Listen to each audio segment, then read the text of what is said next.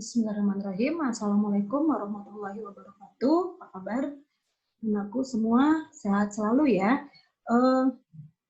Gue berharap kalian dalam keadaan sehat-sehat selalu. Nah, untuk materi pertemuan kita kali ini, materinya adalah tentang pembahasan mengenai ekosistem. Nah, Ibu harapkan setelah kalian mempelajari materi ini, kalian memahami atau menguasai ekosistem itu apa, kemudian komponen yang ada dalam ekosistem, kemudian pola-pola interaksi makhluk hidup dengan lingkungannya, lalu kalian bisa memahami rantai makanan, kemudian jaring-jaring makanan yang terjadi dalam lingkungan kehidupan kita. Nah, untuk itu pembahasan kita ini kita mulai dengan konsepnya apa sih dari ekosistem itu?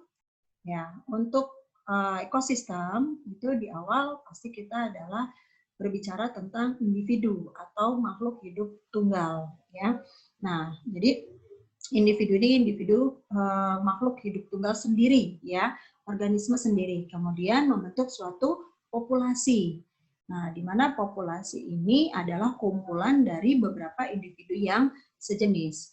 Lalu setelah adanya beberapa populasi, kemudian membentuk suatu komunitas ya yang menempati wilayah dalam suatu wilayah yang sama. Dari beberapa macam populasi, kita ambil contoh misalnya dalam suatu hutan, di situ ada populasi gajah, ada populasi harimau misalnya, ada populasi rumput, di situ ada beberapa, kemudian ada hewan-hewan lain atau makhluk hidup lain yang menempati suatu wilayah yang sama, itu dikatakan sebagai komunitas. Lalu dari beberapa komunitas tersebut, terbentuklah suatu ekosistem. Nah, ekosistem bisa terjadi karena dua hal, bisa ada ekosistem alami, kemudian ada juga ekosistem buatan. Nah, ekosistem alami artinya terbentuk secara alamiah yang memang sudah ada dalam lingkungan kehidupan kita. Apa itu? Bisa sungai, bisa gurun, bisa kemudian laut, ya.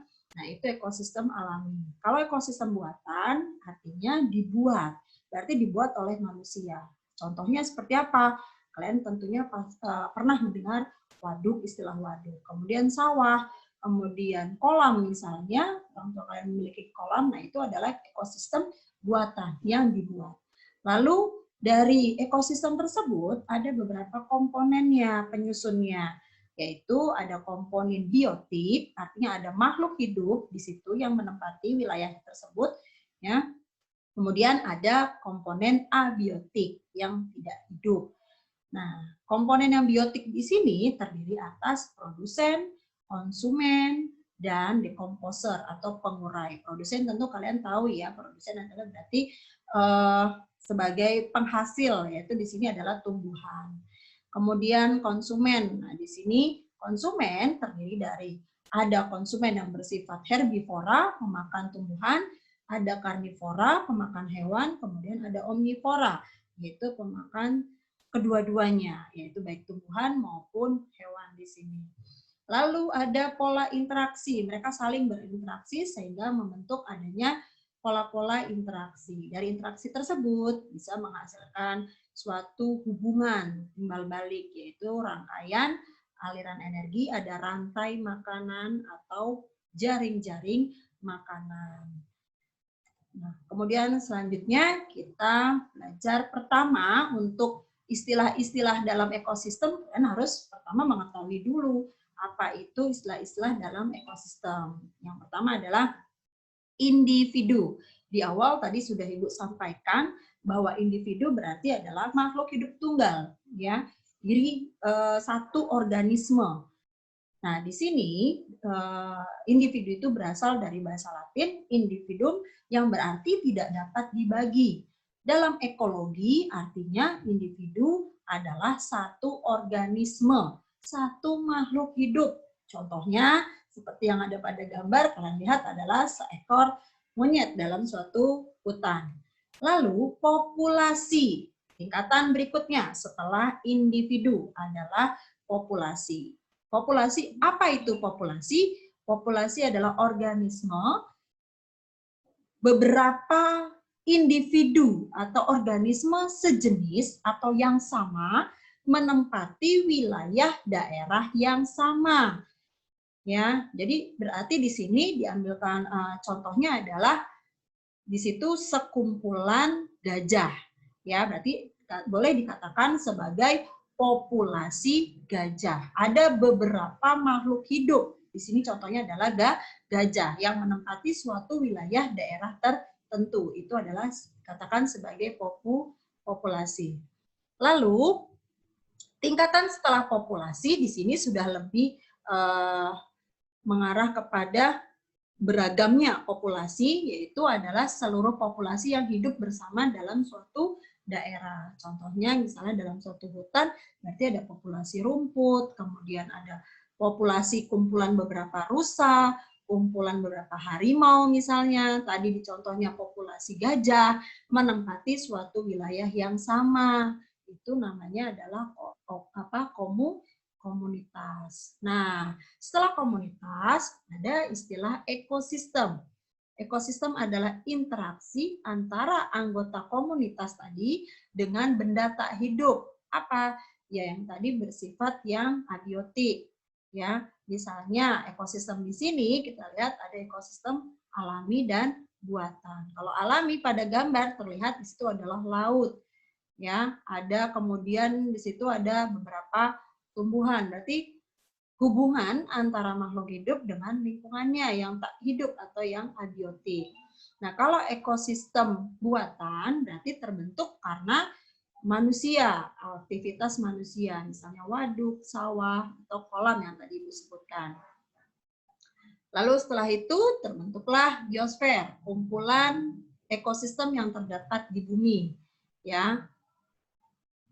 Nah, tadi kita membahas tentang komponen biotik, berarti makhluk hidup. Sekarang komponen yang abiotik. Abiotik di sini ada air, ada tanah, ada udara, ada cahaya matahari. Itu termasuk dalam komponen yang abiotik atau tak hidup. Komponen biotik berarti terdiri dari apa? Yang hidup ya, makhluk hidup. Yaitu ada apa di sana? Ada tumbuhan sebagai produsen, kemudian ada hewan sebagai konsumen, dan terakhir adalah jamur atau bakteri sebagai dekomposer, pengurai. Nah, konsumen di sini kita tadi sudah membahas sebelumnya, ada yang bersifat herbivora, pemakan tumbuhan, kemudian ada yang bersifat karnivora, yaitu pemakan hewan, dan omnivora, pemakan kedua-duanya jenisnya. Tumbuhan bisa, hewan pun bisa. Nah, sekarang selanjutnya kita belajar tentang hubungan, ya, pola interaksi makhluk hidup dengan lingkungannya. Nah, pola interaksi makhluk hidup dengan lingkungannya ini ada memiliki beberapa hubungan. Yang pertama adalah netralisme. Dari kata netralisme berarti kata dasarnya adalah netral. Artinya hubungan yang tidak saling mempengaruhi meskipun organisme tersebut hidup pada tempat yang sama. Habitat itu tempat atau wilayah yang sama, tapi tidak memiliki pengaruh satu sama lain. Contoh, kambing dan kodok. Ya, di suatu habitat misalnya di rumput. Kambing makan rumput, kodok makan serangga di malam hari. Ya, tidak ada keterlibatan atau saling mempengaruhi kambing misalnya memakan kodok atau kodok memakan kambing, itu tidak. Nah, itu berarti bersifat yang netral, ya, tidak saling mempengaruhi. Yang kedua, pola interaksi kedua adalah kompetisi. Dari kata kompetisi artinya adalah bersaing. Kalian tentu pasti sering mendengar kompetisi. Yuk berkompetisi, berarti bersaing. Nah, artinya kompetisi merupakan bentuk interaksi antar individu sejenis atau antar populasi di mana individu atau populasi tersebut bersaing untuk mendapatkan sarana tumbuh dan berkembang di tempat yang sama. Contoh, kambing dengan kelinci sama-sama saling bersaing. Apa? Karena makanan mereka sama-sama rumput. Ya kan? Artinya bersaing untuk memperoleh kelangsungan kelanjutan kehidupannya. Itu kompetisi. Yang ketiga, predasi. Ya, di sini predasi interaksinya adalah antara pemangsa dan yang dimangsa. Predator. Ya, predator itu istilah untuk pemangsa. Nah, contoh di sini ada tikus dan ular. Tikus dimangsa oleh ular. Jadi ini ada hubungan pola interaksi predasi. Dan yang keempat ada parasitisme. Ya, parasitisme merupakan hubungan antara dua organisme yang berbeda jenis, di mana salah satu pihak mendapatkan keuntungan, sedangkan pihak lain dirugikan.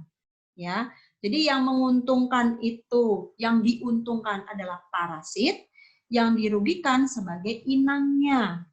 Ya. Lalu ada istilah mutualisme. Nah, mutualisme ini interaksi saling menguntungkan antara kedua belah pihak. Contoh, lebah dengan bunga, ya. Lebah mendapatkan makanan dari madu pada bunga, bunga itu sendiri, keuntungan dari bunga itu apa? Keuntungan dari bunga adalah bisa melakukan perkembangbiakan yang dibantu oleh lebah. Jadi serbuk sari yang ada pada bunga menempel pada lebah, kemudian lebah hinggap pada bunga yang lain, sehingga terjadi adanya perkembangbiakan. Nah, jadi kelangsungan hidup dari bunga tersebut dapat berlangsung disebabkan dengan adanya lebah tadi. Nah, lebah juga diuntungkan karena apa? Mendapatkan makanan dari madu pada bunga tersebut. Itu istilahnya adalah mutualisme. Lalu komensalisme. Komensalisme interaksi yang hanya menguntungkan satu pihak, yang satunya tidak untung maupun tidak dirugikan. Contohnya ikan hiu dengan ikan remora di sini. Nah, ikan hiu, apa keuntungan dari ikan hiu dengan menempelnya ikan remora? Tidak ada. Jadi dia tidak diuntungkan, tidak pula juga dirugikan. Tetapi untuk ikan remora di sini diuntungkan karena kita tahu semua kan, ikan hiu adalah predator yang paling tingkatan tertinggi di laut. Siapa sih yang berani dengan ikan hiu? Istilahnya kan seperti itu. Nah, sehingga ikan remora ini tidak ada yang memangsa, tidak ada yang berani memangsa ikan remora karena ikan remora hinggap pada tubuh ikan hiu. Jadi komensalisme, keuntungannya ikan remora itu terhindar dari musuh-musuh ikan-ikan lain atau pemangsa ikan-ikan lain, sedangkan ikan hiunya tidak diuntungkan dan tidak juga dirugikan. Itu adalah komensalisme. Lalu amensalisme, interaksi organisme di mana salah satu organisme menghambat pertumbuhan organisme yang lain. Contoh, pohon walnut dan tumbuhan sekitarnya. Pohon walnut menghasilkan zat alelopati dan menyebarkannya ke ekosistem padang rumput sehingga tumbuhan di sekitarnya tidak dapat hidup. Nah, itu amensalisme. Nah, sekarang kita berbicara tentang saling ketergantungan di antara komponen biotik, yaitu pada rantai makanan. Rantai makanan di sini adalah proses perpindahan energi melalui peristiwa makan dan dimakan. Ada juga istilah jaring-jaring makanan. Nah, jaring-jaring makanan ini adalah proses interaksi antara makanan yang satu dengan yang lainnya, tetapi dengan beberapa macam rantai makanan. Kalau tadi pada rantai makanan, ini hanya satu aliran proses energi. Jadi contoh dari tumbuhan, kemudian dimakan oleh serangga, ya, serangga, belalang di sini termasuk, kemudian serangga tersebut dimakan oleh kodok, kodok tersebut dimakan oleh ular, ular dimakan oleh burung elang misalnya. Nah, ini adalah satu rantai makanan, ya. Nah, kalau jaring-jaring makanan berarti ada beberapa proses rantai makanan, lebih dari satu, itu namanya jaring-jaring makanan. Ya, seperti ini jaring-jaring makanan. Jadi ada misalnya tumbuhan dimakan oleh kelinci, kemudian kelinci itu dimakan oleh anjing hutan misalnya ya. Kemudian itu satu rantai makanan. Kemudian ada lagi satu rantai makanannya lagi. Tumbuhan dimakan oleh belalang, belalang itu dimakan oleh kodok misalnya, kodoknya dimakan oleh ular, ular dimakan burung hantu. Nah, itu ada dua macam rantai makanan. Berarti sudah bisa dikatakan sebagai jaring-jaring makanan. Artinya jaring-jaring makanan yang harus kalian ketahui adalah beberapa atau lebih dari satu rantai makanan. Itu baru dikatakan sebagai jaring-jaring makanan. Nah, kemudian ada lagi bentuk piramida makanan. Piramida makanan di sini gambaran piramida yang menunjukkan perbandingan makanan antara produsen, konsumen, dan dekomposer di sini. Nah, kalau kita lihat pada gambar, kalian lihat adanya tumbuhan. Tumbuhan tentu dinyatakan sebagai produsen. Kemudian tumbuhan ini dimakan oleh tikus atau belalang atau ulat. Nah, di sini tikus, belalang, dan ulat tersebut adalah konsumen ke-1. Lalu dimakan oleh kodok atau ayam. Ini dia sebagai konsumen tingkat 2. Lalu kodok atau ayam tersebut dimakan oleh ular atau burung elang tadi. Nah, itu tingkatan tertinggi adalah sebagai konsumen ke-3. Kalau yang menjadi pertanyaannya adalah produsen, konsumen 1, konsumen 2, konsumen 3, itu tumbuhan adalah sebagai produsen. Tetapi jika pertanyaannya ditanyakannya adalah tingkat tropik, berarti tumbuhan harus kalian sebutkan sebagai tingkat tropik 1, lalu lanjut kepada tadi belalang, tikus ataupun ulat tingkat tropik kedua, kemudian kodok atau ayam sebagai tingkat tropik ketiga, lalu ular atau burung elang tadi sebagai tingkat tropik keempat. Nah, di sini adanya saling ketergantungan di antara komponen biotik dan abiotik. Ya, biotik tumbuhan memerlukan proses untuk perubahan energi, itu memerlukan cahaya matahari tadi di komponen abiotik untuk berfotosintesis. Ya, demikian pemaparan apa yang Ibu sampaikan mengenai materi ekosistem. Nah, selanjutnya jika kalian ada yang masih belum paham atau memahami materi, kalian bisa tanyakan langsung ke Ibu. Jika kalian sudah memahami, kalian bisa lanjut ke tugas atau pertanyaan-pertanyaan yang ada di pertanyaan akan nanti Ibu paparkan di berikutnya, di soal berikutnya. Ya, demikian materi kita kali ini, materi ekosistem. Bu Ningsih ucapkan mohon maaf ya kalau misalnya dalam penyampaian Ibu ada yang kurang tepat atau ada yang salah, Ibu minta maaf. Wabillahi taufiq wal hidayah. Wassalamualaikum warahmatullahi wabarakatuh.